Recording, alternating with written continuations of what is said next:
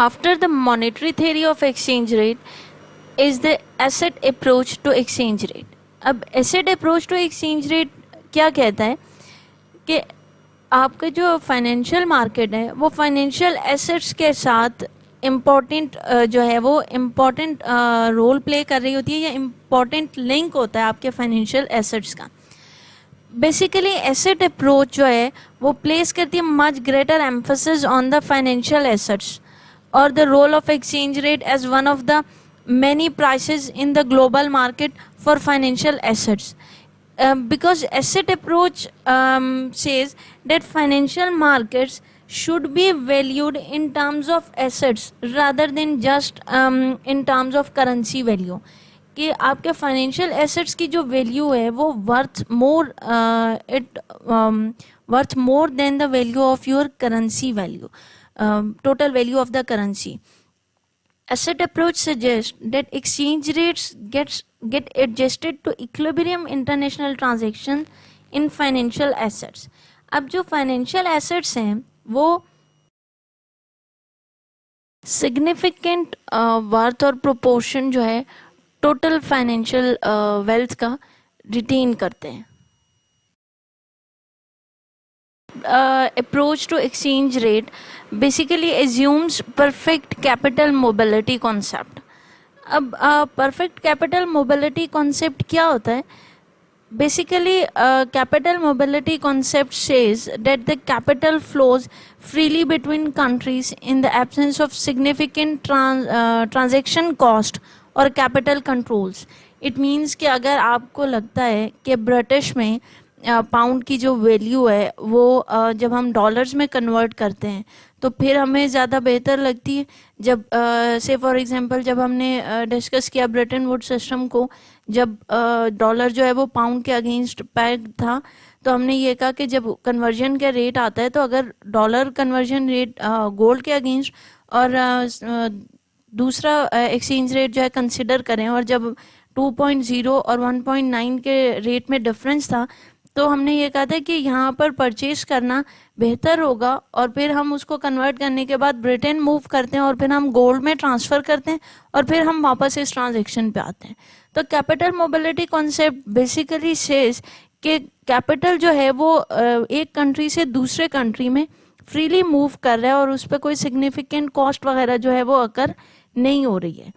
अब basically this relationship जो है अब इंटरेस्ट रेट पैरिटी इस कैपिटल मोबिलिटी वाले कॉन्सेप्ट के साथ किस तरह से रिलेट करती है कि इंटरेस्ट रेट पैरिटी सेज कि जब भी आप एक कंट्री और में की करेंसी को किसी दूसरे कंट्री की करेंसी या दूसरे कंट्री में इन्वेस्ट करते हो तो जो इंटरेस्ट रेट का डिफरेंस है वो एक्सचेंज रेट के डिफरेंसेस के साथ जो है वो बैलेंस आउट हो जाता है. इट मीन्स कि अगर आपने एक करेंसी में आज इन्वेस्ट किया, से फॉर एग्जांपल पाकिस्तान में इंटरेस्ट रेट 6% का है और यूएस में इंटरेस्ट रेट जो है वो 10% का है, तो आपने ये कहा कि आप पाक रुपी को डॉलर में कन्वर्ट करते हो, कन्वर्ट करने के बाद आप उसे यूएस में इन्वेस्ट कर देते हो एट 10%. तो उसके बाद जब आप फॉर 1 ईयर और से 6 मंथ्स के लिए आपने इन्वेस्ट किया और जब 6 मंथ्स के बाद आपके इन्वेस्टमेंट ने आपको रिटर्न दिया तो वो रिटर्न डॉलर की फॉर्म में था. अब आपने उस डॉलर रिटर्न को कन्वर्ट किया पाकिस्तान रुपीज़ में, बिकॉज आपकी डोमेस्टिक करेंसी तो पाकिस्तान रुपीज़ है और आपको करेंसी को की यूटिलाइजेशन भी पाकिस्तान रुपी में ही होनी है. तो फिर आपने उसको जब रिटर्न को कन्वर्ट किया पाकिस्तान रुपी में तो एक्सचेंज रेट उस टाइम पे जब आपकी इन्वेस्टमेंट स्टार्ट हुई थी और इस टाइम की इन्वेस्टमेंट जब आपको रिटर्न रिसीव हुआ है उस वक्त के एक्सचेंज रेट में दोनों का जो डिफरेंस होगा वो आपके इंटरेस्ट रेट के डिफरेंस को मिनिमाइज कर देगा. हम इसकी जो डिटेल में एग्जांपल है वो इंटरेस्ट रेट पैरिटी वाले लेक्चर के साथ भी डिस्कस करेंगे ताकि और ज़्यादा क्लियरली अंडरस्टैंड हो कि इंटरेस्ट रेट पैरिटी जो है वो क्या कॉन्सेप्ट है. Means that the higher risk free rate implies expensive future price than that of the spot price. Reason being the interest rate जो है वो important role play कर रहा होता है आपके फॉरेन एक्सचेंज मार्केट में, बिकॉज डिफरेंट डिपॉजिट्स जो हैं वो ट्रेड हो रहे होते हैं मार्केट में और डिफरेंट जो ट्रेडेड डिपॉजिट्स होते हैं वो डिफरेंट इंटरेस्ट रेट जो है वो पे कर रहे होते हैं। इसका मतलब है कि हर डिपॉजिट या बॉन्ड कुछ ना कुछ इंटरेस्ट जो है वो ज़रूर पे कर रहा होता है। This is how the interest rate parity concept जो है वो एसेट अप्रोच के साथ लिंक करता है। Now comes to a question that is, how can we find out which deposit offers a higher expected rate of return? मतलब अभी हम लास्ट स्लाइड पे एक एग्जांपल डिस्कस कर रहे थे कि लेट्स सपोज पाकिस्तान में 6% है और यूएस में इन्वेस्टमेंट का 10% रेट चल रहा है, तो दोनों में से कौन सी वाली इन्वेस्टमेंट जो है वो हायर रिटर्न भी, higher expected rate of return भी प्रोवाइड कर रहा होगा, ये किस तरीके से कैलकुलेट हो सकता है? In order to answer this question, which deposit offers a higher expected rate of return? If an American uses dollar to buy a pound deposit, how many dollars will he get back after a year? हमें इस question को कि वो after a year कितने dollar जो है वो वापस उसको मिलेंगे, ये इस क्वेश्चन का आंसर जो है वो हमें इस क्वेश्चन के आंसर को फाइंड आउट करने में हेल्प आउट करेगा। रीज़न बीइंग कि जब हम डॉलर प्राइस को today with its dollar price और after a year dollar price को कंपेयर करेंगे तो हम एग्जैक्टली फाइंड आउट कर सकेंगे कि हमें कौन सा वाला डिपॉजिट जो है वो higher expected rate of return जो है वो ऑफर कर रहा है। अभी हमने एग्जांपल ऑलरेडी डिस्कस की, तो हमने कहा कि अगर पाकिस्तान में 6% रेट है इन्वेस्टमेंट का और यूएस में 10% रेट है इन्वेस्टमेंट का, अब हम इन्हीं दोनों को कंपेयर करें तो 6% रेट इन्वेस्टमेंट का और 10% रेट इन्वेस्टमेंट का, विच इन्वेस्टमेंट और deposit offers a higher expected rate of return, ये हमें किस तरीके से पता लगेगा? इसको फाइंड आउट करने के लिए हमें ये फाइंड आउट करना पड़ेगा कि Pakistani rupee to buy a dollar deposit आज कितने में डॉलर के डिपॉजिट को वो परचेस करता है और आफ्टर अ ईयर वो डॉलर के डिपॉजिट को कितने में परचेस कर सकेगा। इस चीज़ पर डिपेंड करेगा आपका इंटरेस्ट रेट। रीज़न बीइंग कि जो डॉलर रेट ऑफ रिटर्न है, या से फॉर एग्जांपल जो हम अभी एग्जांपल डिस्कस कर रहे थे उसमें पाकिस्तानी रुपी था, तो Pak rupee rate of return के will be equal to dollar rate of return plus the rate of depreciation of Pak rupee against the dollar, right?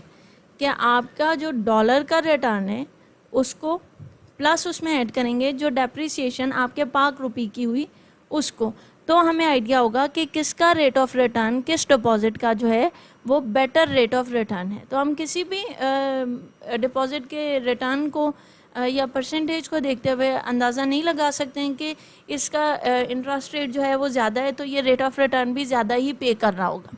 तो अब अगर प्रीवियस क्वेश्चन को ही कैलकुलेट करना स्टार्ट करें तो dollar rate of return on a pound deposit जो है वो किसके इक्वल होगा? Return on pound plus the depreciation rate. हमने ऑलरेडी डिस्कस किया था कि डेप्रिसिएशन ऑफ अ करेंसी जो है वो हम कैसे कैलकुलेट करते हैं, जो हमारे पास फॉरवर्ड रेट होता है करेंसी का minus the spot rate of that currency divided by the spot rate. इसको यहाँ पे नरेट भी किया हुआ है। This is the dollar, today's interest on 1 year pound deposit. This is the return on the pound. Next is the return on dollar oblique pound. Today's dollar pound exchange rate, number of dollars per pound, कि हमें आज का जो है वो spot rate जो है वो क्या है। उसके अलावा ये जो है ये आपका फ्यूचर और जो नेक्स्ट आफ्टर अ ईयर और 6 मंथ जो रेट होगा उसको डिपेक्ट कर रहा है। दिस इज द डॉलर और oblique pound exchange rate to prevail a year from now. तो हमने डेप्रिसिएशन ऑलरेडी कैलकुलेट की थी, तो हमने क्या कहा था कि जो आपके फ्यूचर रेट होगा उसमें से माइनस करेंगे स्पॉट रेट को and divided by spot rate, तो हमारे पास परसेंटेज ऑफ डेप्रिसिएशन और एप्रिसिएशन जो है वो कैलकुलेट हो जाएगी। तो आपने किसी भी इन्वेस्टमेंट का रिटर्न कैलकुलेट करना होगा तो आपने उस इन्वेस्टमेंट के रिटर्न को उसके डोमेस्टिक करेंसी में प्लस डेप्रिसिएशन आपके डोमेस्टिक करेंसी की उस फॉरेन करेंसी की इन्वेस्टमेंट के अगेंस्ट क्या होगी उसके को सम करेंगे तो आपके पास रिटर्न जो है वो कैलकुलेट हो जाएगा। we may now see what happens when a US resident buys a 1 year UK bond. Suppose the exchange rate is $2 equal pounds 1 pounds. When the bond is purchased, the US resident needs $2 to buy the bond. After 1 year, the bond matures. Means के जो US resident है उसने 1 year का UK bond जो है वो purchase कर लिया. अब एक्सचेंज रेट जो है वो $2 इक्वल टू 1 पाउंड है. अब जब उसने यूके बॉन्ड को परचेज किया है तो यूएस का जो रेजिडेंट है उसको $2 पे करने पड़े to purchase that UK bond. Now the bond holder receives the principal of £1 plus 10% interest which is equal to £0.10. Now the US resident wants to convert the pounds into dollars because he ultimately wants dollars for his family expenditure. For this reason, he must compare the dollar return from holding each bond. अब क्या हुआ, जब after a year वो bond mature हुआ तो bond holder ने £1 plus 10% interest जो है वो रिसीव किया. हमारे पास नॉर्मल जो रिटर्न की कैलकुलेशन है वो इसी तरीके से होती है, debt principal plus interest rate interest value. अब जो प्रिंसिपल है वो £1 था और उसकी इंटरेस्ट वैल्यू कितनी थी 0.10. तो अब जो बॉन्ड होल्डर के पास जो उसने 1 साल पहले इन्वेस्टमेंट की तो उसने £1 इन्वेस्ट किए थे और अब उसके पास कितने हो गए हैं £1.10. नाउ लेट्स कंपेयर कि जब स्टार्ट की थी इन्वेस्टमेंट तो $2 से की थी और अब उसके पास कितने डॉलर जो हैं आफ्टर अ ईयर कंप्यूट हुए हैं, क्योंकि उसे अपनी फैमिली एक्सपेंडिचर्स जो हैं वो अल्टीमेटली डॉलर्स में पे करने. Now for this purpose if in 1 year's time the exchange rate has gone up from £1 equal to $2 to £1 equal to $2.10. That is, if dollar depreciate in terms of pound, the £1.10 proceeds from the bond are converted into dollars at the rate of $2.10 per pound. Right? The dollar return from the UK bond is the percentage difference between the dollar proceeds received after 1 year and the initial dollar amount invested, or 15%.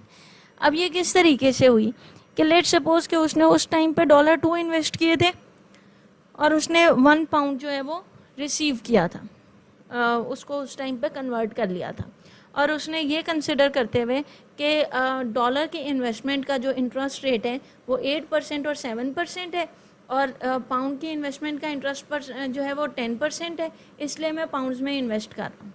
अब उसने जो 10% का को जो invest किया pounds में, अब जब उसने आफ्टर अ ईयर 1.1 जो उसको पाउंड्स रिसीव हुए उस वैल्यू को जब डॉलर्स में कन्वर्ट किया तो उसके पास क्या वैल्यू आ गई 2.31 की. राइट जब उसने 2.31 की रिसीव की वैल्यू तो वो इस एक्सचेंज रेट पे थी जो आफ्टर अ ईयर $2.10 का हो गया था. अब अगर इस वाली वैल्यू में 2.31 थी और अगर ये वाला एक्सचेंज रेट ना प्रिवेल कर रहा होता और प्रीवियस इंटरेस्ट रेट ही एक्सचेंज रेट प्रिवेल करता जो कि $2 का था, तो आपकी टोटल इन्वेस्टमेंट वैल्यू हो जानी थी £1 इक्वल टू $2 और आपके पास पाउंड्स इस वक्त कितने हैं 1.10, तो विल बी मल्टीप्लाई बाय 2, तो वो कितनी इन्वेस्टमेंट हो जानी थी, इन्वेस्टमेंट की वैल्यू हो जानी थी 2.20 की, जबकि आपकी करंट इन्वेस्टमेंट की वैल्यू कितनी हुई है 2.31 की. इट्स मीन कि जो एक्सचेंज रेट का डिफरेंस था उसने यूके और यूएस के 8% और 10% के इंटरेस्ट रेट के डिफरेंस को ख़त्म कर दिया और वो पैरेलल हो गई आपकी इन्वेस्टमेंट इंटरेस्ट रेट और एक्सचेंज रेट के डिफरेंस की वजह से. तो आप चाहे तो आप 8% पे यूएस में ही इन्वेस्ट कर लेते, डॉलर्स में ही इन्वेस्ट कर लेते, या चाहे तो आप 10% पे पाउंड्स में इन्वेस्ट करते हैं, आपका रिटर्न जो है वो ऑलमोस्ट सेम कैलकुलेट होता. After the asset approach to exchange rate is the portfolio balanced approach to exchange rate. Portfolio balanced approach to exchange rate basically recognizes that people might want to hold both of currencies with the assets, with the financial assets. Reason being that they are more likely to hold more of their own currency. अब लोग जो है वो portfolio balance approach में move कर रहे हों तो वो दोनों का कम्बिनेशन यूज़ कर रहे होंगे. नंबर वन कि वो करेंसी को भी यूज़ करें और फाइनेंशियल एसेट्स को भी यूज़ कर रहे हों. सेकेंडली वो डोमेस्टिक करेंसी को भी यूज़ कर रहे हों और फॉरेन बॉन्ड्स को भी यूज़ कर रहे हों. Reason being that this is that domestic and foreign bonds are imperfect substitute of each other. That's why portfolio balanced approach जो है वो दोनों करेंसीज के साथ, दो डिफरेंट करेंसीज मींस डोमेस्टिक और फॉरेन, दो तरह की करेंसीज के साथ इन्वेस्टमेंट को प्ले कर रही होती है, लेकिन प्रेफरेबली जो ट्रेडर्स हैं वो hold relatively more of their own currency. These are the some of the different types of exchange rate system और theories जो कि हमने डिस्कस की, जिनमें monetary theory of exchange rate, asset approach to exchange rate और portfolio balanced approach to exchange rate था. In the coming lecture we are going to discuss interest rate parity in detail. Thank you.